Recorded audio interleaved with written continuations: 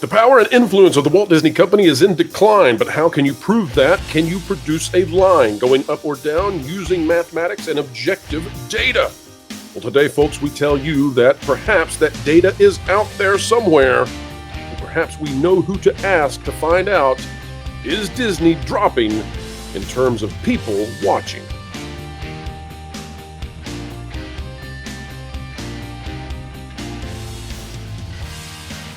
Hello, ladies and gentlemen, boys and girls of all ages and backgrounds. Boy, are we excited to have you here in the audience with us.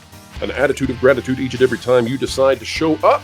And we are here to explain entertainment, keep you ahead of the culture curve. It's a passion, it's a joy, and if you are a journalist, get your notebook ready. We are joined today by Ryan of Learn to Stats, the up-and-coming YouTube channel, a diamond in the rough, folks. If you're not yet subscribed, well, join the many who will one day be subscribed. Fantastic content. Ryan, welcome first time to the channel. Thank you, Pro. It's great to be here. Yes. And Ryan, you have come across some data. Of course, data does not just, actual true data does not just suddenly appear out of thin air. You did some heavy lifting and you discovered some things in terms of Disney losing its impact in our world. And I was just curious, could you give the folks out there a rundown of what it is that you found? And as you do so, I want to let people know that in the video description down below, the link to that video is available. So you're going to want to watch that video after you watch this one. Ryan, lead us through what your discoveries were, please. Yeah, sure. First, I took data from Box Office Mojo because they do a pretty good job of, establishing the data for movies. And I looked at the years 2018, 2019, 2022, and 2023. So very similar. Well, I looked at before the pandemic and after the pandemic. And pre and post pandemic, yes. Right. The pandemic kind of treats it as it's like an intervention. And so that's how I looked at it and established it with the different tests I use, the different statistical tests I use. Sorry. And so I went through a few tests, and then after I found significant data or significance within the data, I went on to give other statistics to show the decline from 2018 to 2023 and how steep that decline was in 2023 compared to all other years. And I guess I don't know how much more you want me to get in without basically saying the video. Let's talk about the type of decline. So you're talking about box office decline specifically, correct? Right. And so it would be domestically. I only looked at domestic because, I'm American. Disney is an American company. I wanted to really understand here what the cultural influence was, as opposed to just letting it, looking at international data. There's a type of standardization that happens when you're just looking at domestic as opposed to international, because international for one movie could be completely different for another. And sure, so because you have different numbers of marketplaces, high fluctuations of populations, but North America stays the same. There's a right. removal of variables there, and I think that's very wise that you did that. Ryan, without giving away too much from the video, I want people to go watch it. I want them to check out your channel and discover it in the way that I did. But Ryan, without giving too much away, what kind of a drop did you see from pre-pandemic to post-pandemic? Are we talking about a 5% decline? Are we talking about a 10% decline? Or is this something very substantial? So depending on, it is substantial. We're talking about 10%. And that's accounting, that's only if you're looking at raw numbers. If you're looking at, if you're controlling for how many theatrical releases were per year, it gets worse. And what about inflation? Did you take into account inflation at all, considering pre-pandemic ticket prices were substantially lower than post-pandemic? Well, so because I ended up standardizing it by looking at the top 5 movies for every year, and I treated the percentage as the comparison as opposed to the total value, that created a natural standard. So when you're comparing Disney percentage in 2018 in terms of how much those 5 movies captured in total revenue compared to 2023, like it's already there for you. You're already comparing apples to apples appropriately. So in other words, let me see if I understand this. You did not take the monetary aspect of this into consideration. You took groupings with other peer films, right? And then Right. Okay, that is a really genius move, Ryan, because what that does is it eliminates the inflationary issues that we deal with so often on this channel and other channels that are trying to get out the truth.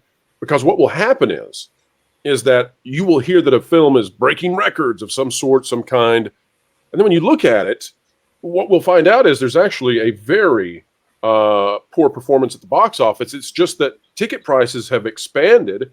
You got to think we're in a historic era right now in terms of inflation, right? We haven't seen inflation like this since at least the 70s. Some would even suggest it's outstripping the 70s. Yet ticket prices are inflating higher than the historic inflation rate. So all the other items of inflation, right, combined together into the CPI, movie ticket prices are actually escaping that. And so that creates this false illusion that movies are doing better than they are. And that's how we get also into situations where we come on this channel, we say, hey guys, Indiana Jones, The Dial of Destiny, for example, right? It topped $300 million, I believe, at the top of my head, but I think it topped $300 million at the box office. The problem is that if you just go back a decade and if it was making the same amount of money per person, then that number would absolutely crater.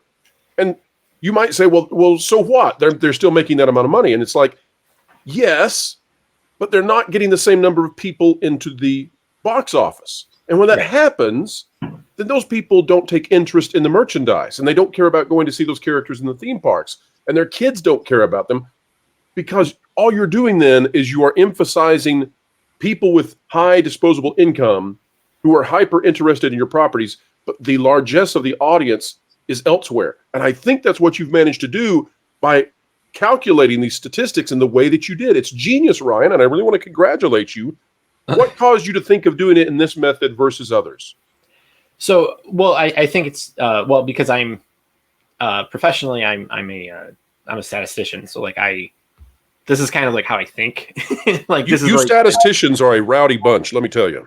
But like there's an argument to be made, just to slightly come back just a little. There's an argument to be made. You don't quite need to account for inflation between the monetary comparisons between 2018 and 2023, because 5 years is, even though in real value we may recognize there is inflation, it's hard to measure that this close to being what is it? It's hard to measure that, I guess, this close to what it is without there being ridiculous inflation, which I do recognize there is. But that's let me why that push was back only for a minute, Ryan. Here's my very gentle pushback on that, because I actually, the majority of my thoughts right now agree with you. What I would say is that when there's the appearance of inflation to that level, it draws skepticism to any claims that you might use when you switch over to just the monetary side. So when you have, right. So there, anyway, we agree. Right. I totally agree with that. And that's why I make an emphasis in this in the video, where you can't just use one test or one statistic. And even though people may make the argument that you can't use inflation, I still made a point to add things that controlled for inflation, because if you don't, you're going to create a bias. And I kind of go in that a little bit, but in the video, but it's like, you're going to create a bias because of exactly what we're talking about, where, there was real inflation and we need to take that into account in some measure. And if you don't have a good picture of what you're trying to analyze. Right. And even if you did have a good picture, the idea that you would convince others is very low, because they're going to say, well, what about? And you have to have a convincing argument, right? You have to have buy-in of those of us who are conscious creatures and not NPCs, even when you provide good data. Now, Ryan, I'm also curious. So you said that it's at least a 10% drop in profundity when we're talking about box office impact, right? And so I would say that translates to some degree to societal cultural impact of the company. Right. And so I don't know how that trickles out, right? But at least at the initiating stage, so we're deep in the weeds right now, I think, in terms of how this all works. But the mechanisms of entertainment are such that the box office acts as the initiating interest stage where you go to the, well, maybe the trailer for, or the preview or the commercial might be, but that's minuscule in comparison. The typical model is that you go to the box office, you see the movie, you fall in love with the characters and the story, and then therefore you want to buy the toys for your kids, or your kids want to buy the toys and you take them there. You want the Happy Meal with the tie-in characters. Later on, you want to get the physical media or the digital media that's associated with that product, et cetera, right? There's like this cascading effect. So when we say that there's at minimum 10% drop in the impact of those box office figures, then what that's saying is that the match lighting didn't start for whatever that percentage drop is, and therefore the measuring the number of candles that were never ignited downstream is difficult. So did you take into account any of that, or are we strictly on box office?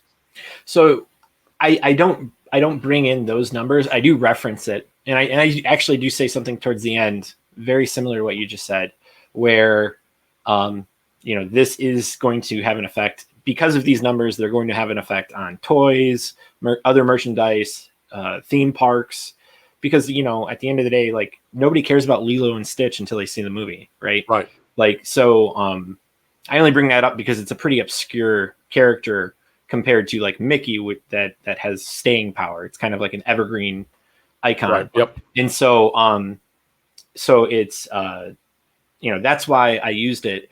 But I would like to, on a slight note, just to go back just a little bit. I know I'm doing this, but when it comes to the comparisons I used, the initial tests, I also didn't want to. The initial test that dealt with the monetary values, I didn't control for inflation on those, because even without controlling for inflation, the numbers go down. So that's very interesting then, because if all things stay the same, the tide should be lifting everything, and we could debate to what degree, but it's amazing that it's going in the opposite direction of natural market forces. Right. And again, I show several statistics. I don't just look at, I just don't do tests on one or two. I look at several statistics, and you're supposed to point in a particular direction. Like, it's an art form in how you're trying to express what you see. And so just giving, like, a lot of people will, especially if they're new to statistics, they'll give like one stat and they'll be like, see, this shows that there's significance between these two populations. And it's like, I mean, that's one angle. And I know in class you're taught that, because I used to teach that class. But the idea that you're only using that as reference is really poor when it comes to people making $1 million decisions. Right, because it's easy to insert false correlations. Right, exactly. And so, like, with the whole of what's happening with Disney, it's very important that Disney's not a newcomer to, like, surviving through tragedies, right? Like, they went through World War II, the pandemic. They should have been able to bounce back and stay up. I do show that they rise after the pandemic for a little bit, but then the drop is crazy. It really is like a Thanos snap. It like just 50% gone, and you're like, right. So explain the 50%, because the audience has been hearing minimum 10. You've swallowed 50, and I know that when you throw out numbers, you do so with meaning behind them. So how did you come to that 50% Thanos snap? Right. So the before and after. So if you look at the two groups of before and after the pandemic, that's about a 10%. And there's slight rounding there. I would say it's probably more like 9.5, but it's a 10% drop. But when you go to 2022 to 2023, they lose 50% of their influence from the top 5 videos that I'm comparing. Oh, I see. Within the subset. So within a subset of the post-pandemic, the drop is huge. So at the end, at the edge of the bell curve, that's where the biggest losses occur. Yeah, and it's pretty significant, especially when the rest of the market is starting to catch up. It's pretty. Okay, so let me pull you Yeah. then, Ryan. Okay. Permission to pull you into the subjective for a moment. Sure. Okay, 'cause I know you statisticians, you don't enjoy the subjective very much, but I need you to be there with me for just a moment, because if we investigate the items in 2023, that's the most recent year, I would suspect, although I don't know, do you feel 2023 is probably the most significant year in terms of demonstrating that Disney has had a loss of cultural impact? Oh, absolutely. Like that goes. Yeah, I think that goes without saying. So Like that's what I show at the very end of the video is. So then follow me here, Ryan, and I want to get your thoughts on this. Okay. 2023 also should have been the year that broke that, and it should go in the opposite direction if we simply evaluate which intellectual properties were being represented in 2023 and their historical performances. So I'll give you an example. Let's go back to the Indiana Jones situation, right? Mm-hmm. Indiana Jones is the kind of property that one would assume would, cross that $1 billion mark. And I've said in the past that had they brought in, put Short Round back in the movie instead of Phoebe Waller-Bridge's character, that's $1 billion mistake, in my opinion. Yeah. But looking at the properties that they put out, okay, we're talking about The Little Mermaid, we're talking about Indiana Jones, we're talking about a major Marvel film with Ant-Man, right? Now, I'm not going to include the Marvels in this because I don't think the Marvels belongs there. But there were very big properties that absolutely would have given you every indication that this should have been a huge year for Disney. Right. And so I'm going to ask you, Ryan, do you think that's evidence? Do you think there's any way that we could actually extrapolate out of that it's even worse for Disney because there's an opportunity loss? There's what would you say? There's a potential loss that is dramatically bigger than it should be. Yes, I think you could make an argument, not with what I showed directly, but you can definitely, if you were to go through the MCU, just taking the Ant-Man example, if you were to go through the MCU and cover trajectory based off past performances, Ant-Man should have done better than he did. He still did okay in terms of, he ended up still being in the top 5 of what Disney did. But like you said, there's a lot more missing than what they ended up getting. Sure. Well, you think about The Little Mermaid, somebody somewhere has done the numbers on Disney's side. You would suspect and looked and said, here's what our live action remakes of our big properties do. Here's what The Little Mermaid, the animated cartoon movie, did back in the late 80s. Here's what this movie should do. And I'm just here to suggest I don't think it reached anywhere near what the anticipation probably was when it was greenlit. That is my suspicion. So, well, yeah, and there's there's a lot of things that go into that too, because prior to that, they had said that they weren't going to do live action anymore, and then they said they were going to, and so that would be another variable you'd have to take into account, is this flip or reversal on policy within Disney. Right. Well, Ryan, I am just thrilled that you have entered into the YouTube space. I suspect after this video you're going to have quite a few additional subscribers. Would you mind sharing with the folks out there where you're going with your YouTube channel in the future, and what are some of your interests? I know that you're probably not going to just cover Disney. That's not the kind of channel I think you are. So where is this going for you, and what should people be anticipating? Oh, thank you. The channel is very much about statistics, and I'm branching off into an area. I have a lot of lectures, and I'll still occasionally do lectures. I'm talking maybe 3 to 4 minutes, nothing huge.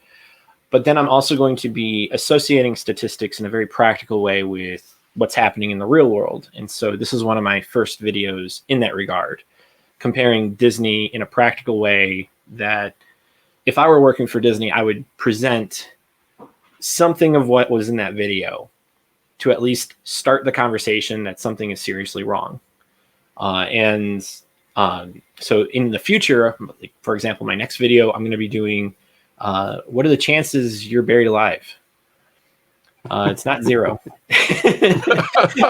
So, and then I've got a bunch of other things like that where I'm incorporating questions that I'm sure people have asked, and I know people like Mr. Beast and other popular YouTubers have said or done in some capacity, but it's talking about things in pop culture, not necessarily to ride the wave in the sense of like just to get popular, but to really push out. Like, I love seeing comments that say, "Oh, I'm so glad you showed me this in how to do a particular method or statistical application."